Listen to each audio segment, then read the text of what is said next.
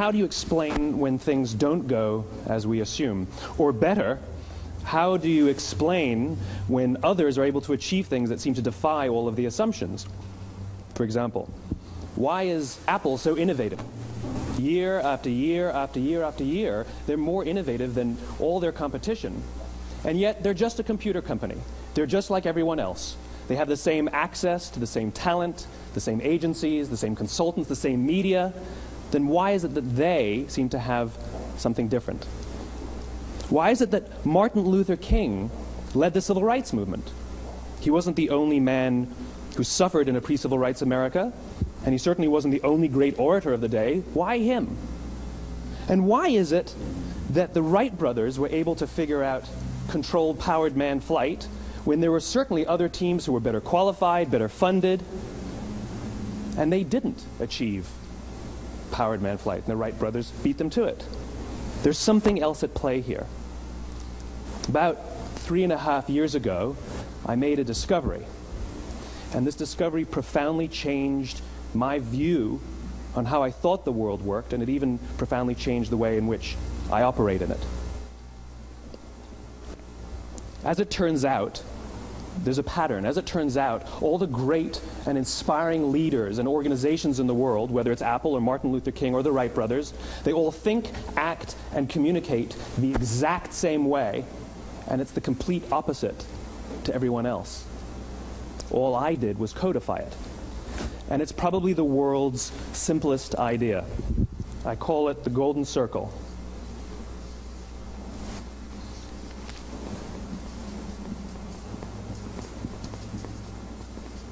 Why, how, what?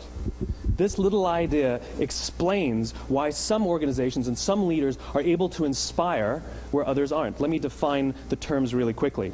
Every single person, every single organization on the planet knows what they do, 100%. Some know how they do it, whether you call it your differentiating value proposition or your proprietary process or your USP. But very, very few people or organizations know why they do what they do. And by why, I don't mean to make a profit.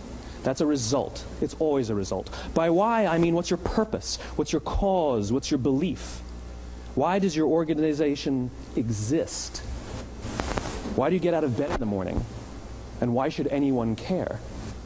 Well, as a result, the way we think, the way we act, the way we communicate is from the outside in. It's obvious. We go from the clearest thing to the fuzziest thing. But the inspired leaders and the inspired organizations, regardless of their size, regardless of their industry, all think, act, and communicate from the inside out. Let me give you an example. I use Apple because they're easy to understand and everybody gets it.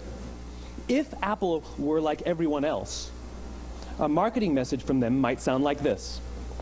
We make great computers. They're beautifully designed, simple to use, and user-friendly. Want to buy one? Meh. And that's how most of us communicate. That's how most marketing is done, that's how most sales is done, and that's how most of us communicate interpersonally. We say what we do, we say how we're different or how we better, and we expect some sort of behavior, a purchase, a vote, something like that. Here's our new law firm. We have the best lawyers with the biggest clients. We have, we always perform for our clients, do business with us. Here's our new car. It gets great gas mileage. It has, leather seats. Buy our car. But it's uninspiring. Here's how Apple actually communicates. Everything we do, we believe in challenging the status quo. We believe in thinking differently.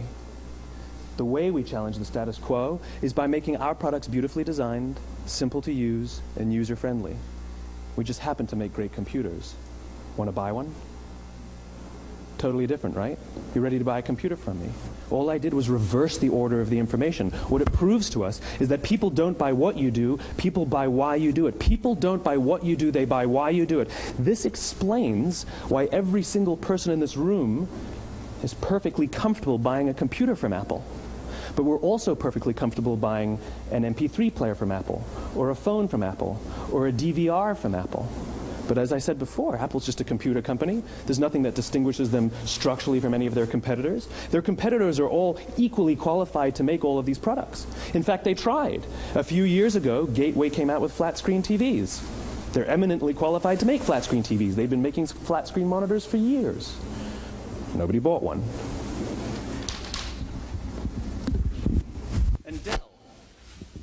Dell came out with MP3 players and PDAs. And they make great quality products, and they can make perfectly well-designed products, and nobody bought one. In fact, talking about it now, we can't even imagine buying an MP3 player from Dell. Why would you buy an MP3 player from a computer company? But we do it every day. People don't buy what you do, they buy why you do it. The goal is not to do business with everybody who needs what you have. The goal is to do business with people who believe what you believe. Here's the best part. None of what I'm telling you is my opinion. It's all grounded in the tenets of biology, not psychology, biology. If you look at a cross-section of the human brain, looking from the top down, what you see is the human brain is actually broken into three major components that correlate perfectly with the golden circle. Our newest brain, our Homo sapien brain, our neocortex, corresponds with the what level. The neocortex is responsible for all of our rational and analytical thought and language. The middle two sections make up our limbic brains, and our limbic brains are responsible for all of our feelings, like trust and loyalty. It's also responsible for all human behavior, all decision-making, and it has no capacity for language. In other words, when we communicate from the outside in, yes, people can understand vast amounts of complicated information like features and benefits and facts and figures. It just doesn't drive behavior. When we communicate from the inside out, we're talking directly to the part of the brain that controls behavior, and then we allow people to rationalize it with the tangible things we say and do. This is where gut decisions come from. You know, sometimes you can give somebody all the facts and your figures, and they say, I know what all the facts and details say, but it just doesn't feel right. Why would we use that verb? It doesn't feel right. Because the part of the brain that controls decision-making doesn't control language. And the best we can muster up is, I don't know, it just doesn't feel right. Or sometimes you say you're leading with your heart, or you're leading with your soul. Well, I hate to break it to you, those aren't other body parts controlling your behavior. It's all happening here in your limbic brain, the part of the brain that controls decision-making and not language. But if you don't know why you do what you do, and people respond to why you do what you do, then how will you ever get people to vote for you or buy something from you, or more importantly, be loyal and want to be a part of what it is that you do? Again, the goal is not just to sell people who need what you have. The goal is to sell to people who believe what you believe. The goal is not just to hire people who need a job. It's to hire people who believe what you believe. I always say that, you know, if you hire people just because they can do a job, they'll work for your money. But if you hire people who believe what you believe, they work for you with blood and sweat and tears. And nowhere else is there a better example of this than with the Wright brothers. Most people don't know about Samuel Pierpont Langley. And back in the early 20th century, the pursuit of powered man flight was like the dot-com of the day. Everybody was trying it. And Samuel Pierpont Langley had what we assume to be the recipe for success. I mean, even now, you ask people, why did your product or why did your company fail? And people always give you the same permutation of the same three things. Undercapitalized, the wrong people, bad market conditions. It's always the same three things. So let's explore that. Samuel Pierpont Langley was given $50,000 by the War Department to figure out this flying machine. Money was no problem. He held a seat at Harvard and worked at the Smithsonian and was extremely well connected. He knew all the big minds of the day. He hired the best minds money could find, and the market conditions were fantastic. The New York Times followed him around everywhere, and everyone was rooting for Langley. And how come we've never heard of Samuel Pierpont Langley? A few hundred miles away in Dayton, Ohio, Orville and Wilbur Wright. They had none of what we consider to be the recipe for success. They had no money. They paid for their dream with the proceeds from their bicycle shop. Not a single person on the Wright brothers' team had a college education, not even Orville or Wilbur. And the New York Times followed them around nowhere. The difference was Orville and Wilbur were driven by a cause, by a purpose, by a belief. They believed that if they could figure out this flying machine, it'll change the course of the world. Samuel Pierpont Langley was different. He wanted to be rich, and he wanted to be famous. He was in pursuit of the result. He was in pursuit of the riches. And lo and behold, look what happened. The people who believed in the Wright brothers' dream worked with them with blood and sweat and tears. The others just worked for the paycheck. And they tell stories of how every time the Wright brothers went out, they would have to take 5 sets of parts because that's how many times they would crash before they came in for supper. And eventually, on December 17th, 1903, the Wright brothers took flight. And no one was there to even experience it. We found out about it a few days later. And further proof that Langley was motivated by the wrong thing, the day the Wright brothers took flight, he quit. He could have said, "That's an amazing discovery, guys, and I will improve upon your technology." But he didn't. He wasn't first. He didn't get rich. He didn't get famous. So he quit. People don't buy what you do, they buy why you do it. And if you talk about what you believe, you will attract those who believe what you believe. Well, why is it important to attract those who believe what you believe? Something called the law of diffusion of innovation. And if you don't know the law, you definitely know the terminology. The first 2.5% of our population are our innovators. The next 13.5% of our population are our early adopters. The next 34% are your early majority, your late majority, and your laggards. The only reason these people buy touch-tone phones is because you can't buy rotary phones anymore. We all sit at various places at various times on the scale, but what the law of diffusion of innovation tells us is that if you want mass market success or mass market acceptance of an idea, you cannot have it until you achieve this tipping point between 15 and 18% market penetration, and then the system tips. And I love asking businesses, what's your conversion on new business? And they love to tell you, oh, it's about 10%, proudly.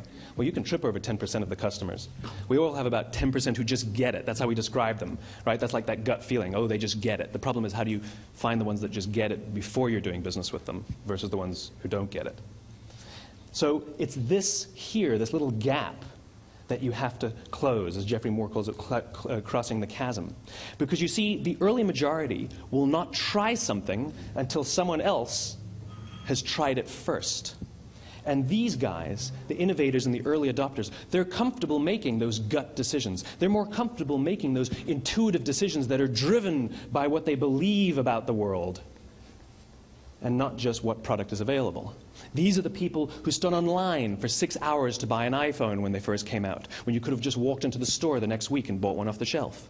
These are the people who spent $40,000 on flat-screen TVs when they first came out, even though the technology was substandard. And by the way, they didn't do it because the technology was so great. They did it for themselves. It's because they wanted to be first. People don't buy what you do, they buy why you do it. And what you do simply proves what you believe. In fact, people will do the things that prove what they believe. The reason that person bought the iPhone in the first 6 hours, or stood in line for 6 hours, was because of what they believed about the world and how they wanted everybody to see them. They were first. People don't buy what you do, they buy why you do it. So let me give you a famous example, a famous failure and a famous success of the law of diffusion of innovation. First, the famous failure. It's a commercial example. As we said before a second ago, the recipe for success is money and the right people and the right marketing conditions, right? You should have success then. Look at TiVo. From the time TiVo came out about 8 or 9 years ago to this current day, they are the single highest quality product on the market. Hands down, there is no dispute. They were extremely well funded. Market conditions were fantastic. I mean, we use TiVo as a verb. I TiVo stuff on my piece of junk Time Warner DVR all the time. But TiVo is a commercial failure. They've never made money. And when they went IPO, their stock was at about $30 or $40 and then plummeted, and it's never traded above 10. In fact, I don't think it's even traded above 6, except for a couple of little spikes. Because you see, when TiVo launched their product, they told us all what they had. They said, we have a product that pauses live TV, skips commercials, rewinds live TV, and memorizes your viewing habits without you even asking. And the cynical majority said, we don't believe you, we don't need it, we don't like it, you're scaring us. What if they had said, if you're the kind of person who likes to have total control over every aspect of your life, boy, do we have a product for you. It pauses live TV, skips commercials, memorizes your viewing habits, etc., etc. People don't buy what you do, they buy why you do it, and what you do simply serves as the proof of what you believe. Now let me give you a successful example of the law of diffusion of innovation. In the summer of 1963, 250,000 people showed up on the Mall in Washington to hear Dr. King speak. They sent out no invitations, and there was no website to check the date. How do you do that? Well, Dr. King wasn't the only man in America who was a great orator. He wasn't the only man in America who suffered in a pre-civil rights America. In fact, some of his ideas were bad. But he had a gift. He didn't go around telling people what needed to change in America. He went around and told people what he believed. I believe, I believe, I believe, he told people. And people who believed what he believed took his cause and they made it their own, and they told people. And some of those people created structures to get the word out to even more people. And lo and behold, 250,000 people showed up on the right day, on the right time to hear him speak. How many of them showed up for him? 0. They showed up for themselves. It's what they believed about America that got them to travel on a bus for 8 hours to stand in the sun in Washington in the middle of August. It's what they believed, and it wasn't about black versus white. 25% of the audience was white. Dr. King believed that there are 2 types of laws in this world, those that are made by a higher authority and those that are made by man. And not until all the laws that are made by man are consistent with the laws that are made by the higher authority will we live in a just world. It just so happens that the civil rights movement was the perfect thing to help him bring his cause to life. We followed him not for him, but for ourselves. And by the way, he gave the I have a dream speech, not the I have a plan speech. Listen to politicians now with their comprehensive 12-point plans. They're not inspiring anybody. Because there are leaders and there are those who lead. Leaders hold a position of power or authority, but those who lead inspire us. Whether they're individuals or organizations, we follow those who lead, not because we have to, but because we want to. We follow those who lead, not for them, but for ourselves. And it's those who start with why that have the ability to inspire those around them or find others who inspire them. Thank you very much.